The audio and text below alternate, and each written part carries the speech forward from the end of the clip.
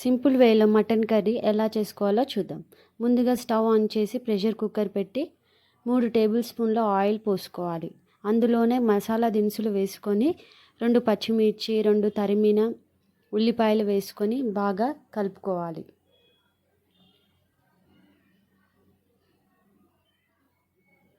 ఉల్లిపాయలు బాగా ఎర్రగా వచ్చే వరకు కలుపుకున్న తర్వాత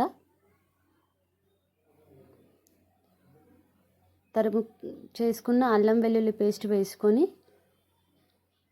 పచ్చివాసన పోయే వరకు ఉంచి అందులోనే నీట్గా వాష్ చేసుకున్న మటన్ వేసుకోవాలి.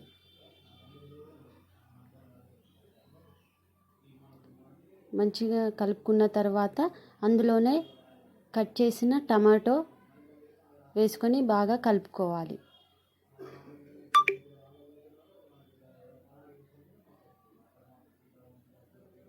అందులో బాగా మగ్గిన తర్వాత పసుపు, ఉప్పు, కారం, ధనియాల పొడి, గరం మసాలా పొడి తగినంత వేసుకొని కలుపుకోవాలి.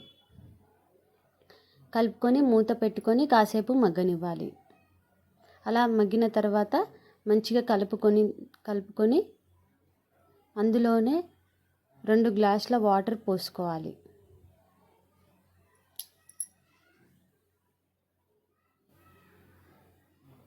కలిపి మూత పెట్టాలి.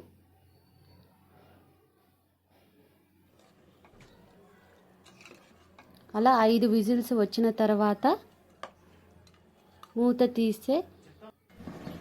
తీసి అందులో కొంచెం కొత్తిమీర వేసుకొని కలుపుకుంటే మటన్ కర్రీ రెడీ.